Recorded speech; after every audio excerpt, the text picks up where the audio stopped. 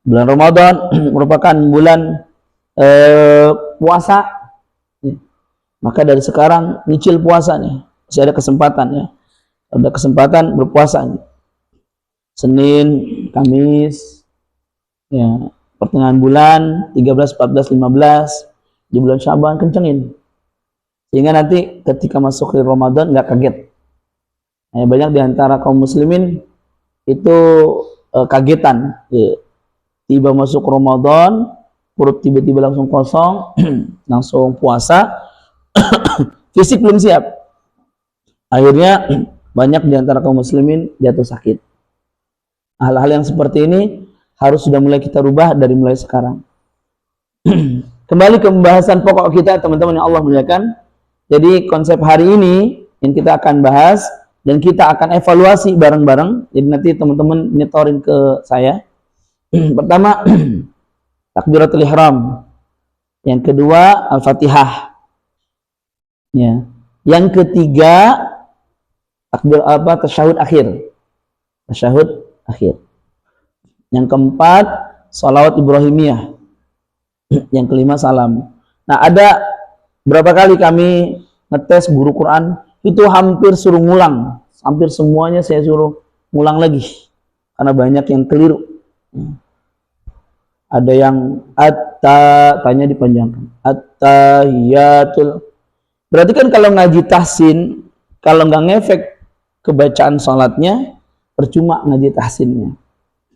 Kalau ngaji tahsin tapi nggak ngefek kepada doa, bacaannya jadi akhirnya berantakan, doanya berantakan, zikir sholatnya berantakan, rukun-rukun sholatnya juga berantakan, maka percuma tahsinnya, jadi nggak ngefek.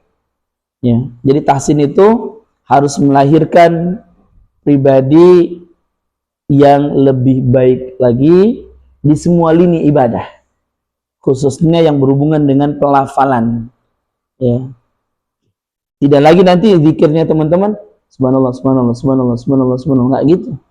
Subhanallah, subhanallah, subhanallah, subhanallah. Enggak lagi kemudian salam, assalamualaikum warahmatullah, assalamualaikum warahmatullah. Ya. Kayak paket datang ke rumah antum. Assalamualaikum, waalaikum. Itu kan keliru besar. Yang benar kan assalamualaikum warahmatullah. Nah, hal-hal yang seperti ini kalau nggak kita evaluasi bareng-bareng, kita nggak akan tahu sedini mungkin bacaan kita udah benar atau tidak. Ya. Karena realnya yang Anda sudah cek evaluasi, guru Quran, padahal sudah memang guru Quran, biasa ngajar TPQ, TPA, bacanya salah dalam tasyahud. Sholawat juga salah. Ada yang sholawat gini, wa asyhadu anna, nanya panjang, Muhammadar Rasulullah. Itu kan maknanya akhirnya dia makna yang berbahaya. Dia mengatakan wa asyhadu anna, dan aku bersaksi sesungguhnya nih kami ini Muhammad adalah Muhammad utusan Allah. Jadi dia mengklaim dirinya Muhammad. Ya, mengklaim dirinya Muhammad. Oleh karenanya hati-hati yang seperti ini. Semalam juga sama. Anda ngetes, ada salah satu ustadz beberapa kali. Anda tes juga ustadz yang biasa ngimamin, juga ngajar bahasa Arab. Ya, dites semalam mana? Coba antum store ustadz. Orang beliau. Masih ada yang keliru. Allahumma, namanya panjang. Harusnya kan Allahumma salli ala Muhammad. Ya, wa ala ali Muhammad. Jangan sampai Allahumma sholli, ini dipanjangkan, maknya dipanjangkan.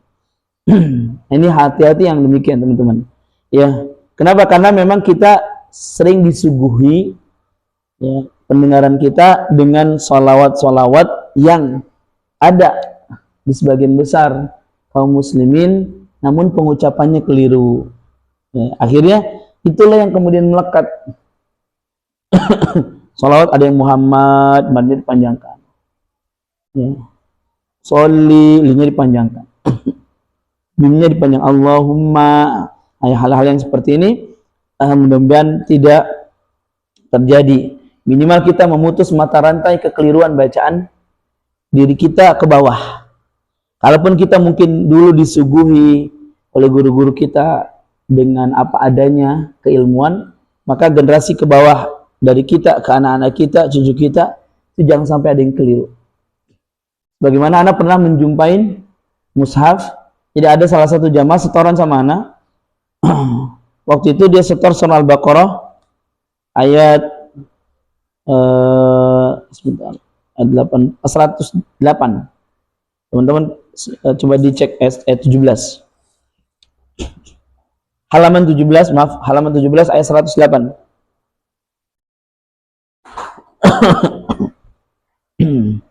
Dan di ayat 108 itu, di mushaf yang dia baca adalah mushaf metode yang biasa dia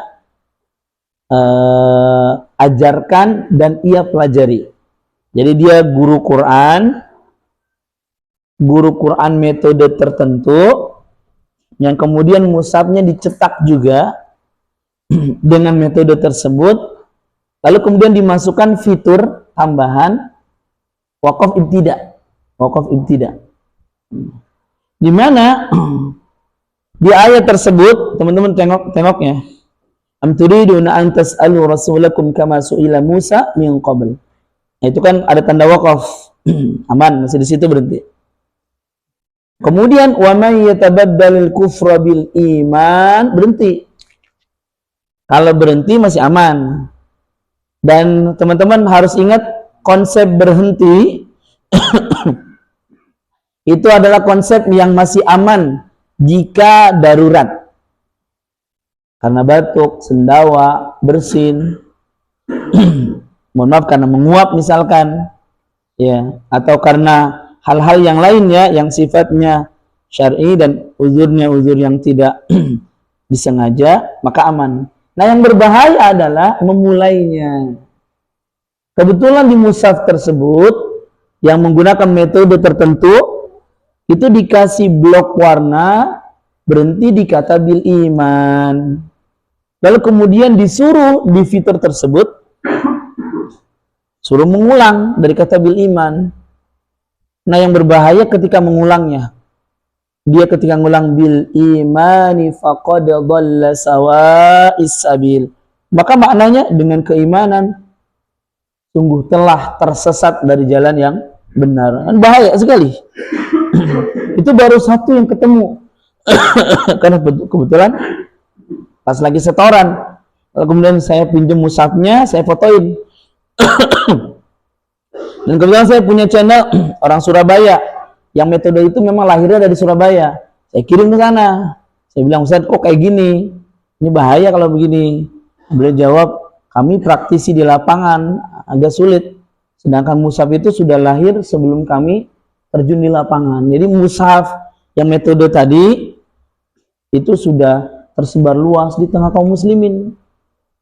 Coba bayangin teman-teman, kalau dia mengajarkan itu hasil dari belajar dia, bil imani faqad dhalla sawa'is sabil, dengan keimanan telah sungguh telah tersesat dari jalan yang benar. Lalu kemudian diajarkan ke anaknya nanti besar menggunakan metode tersebut, diajarin lagi ke anaknya lagi, terus menerus, maka dosa jariah yang akan diterima.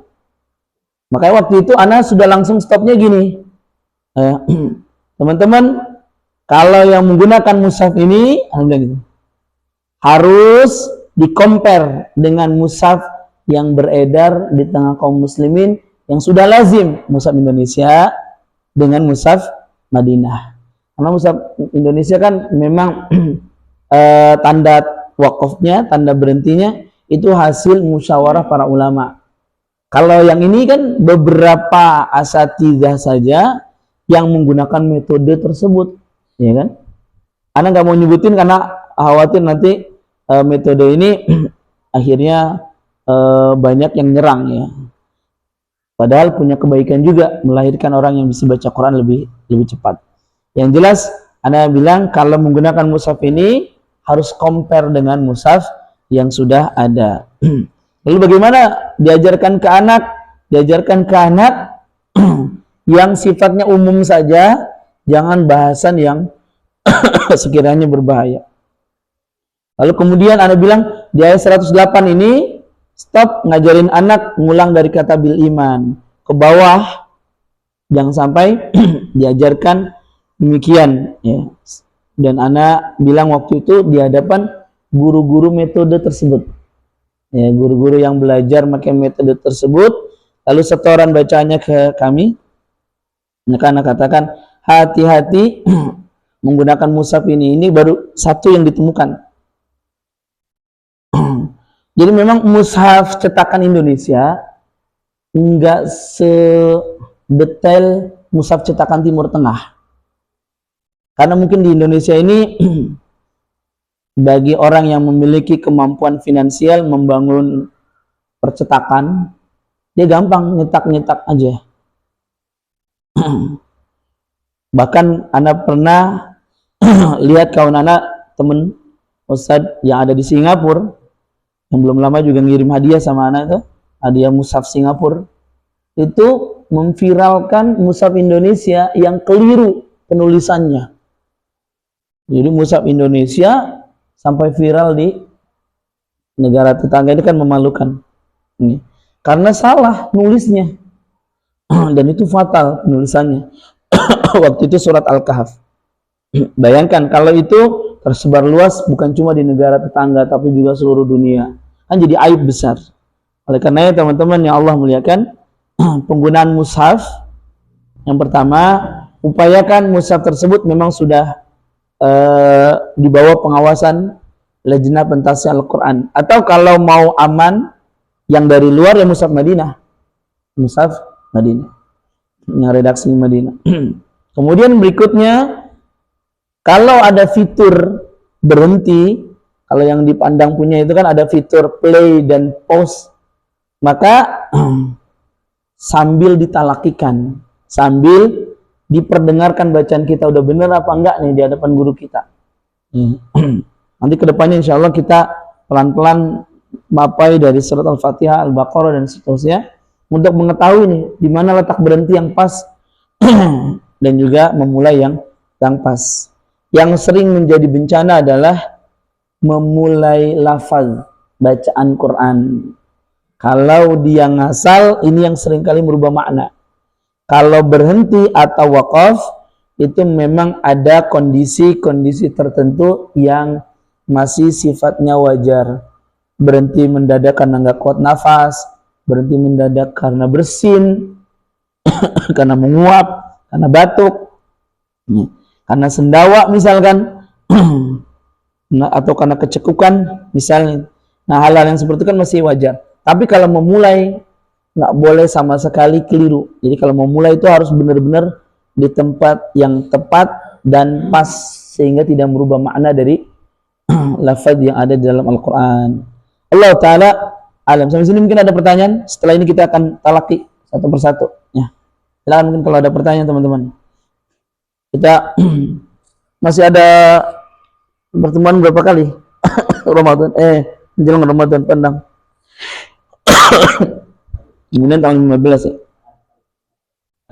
Pekan depan ya. Oke.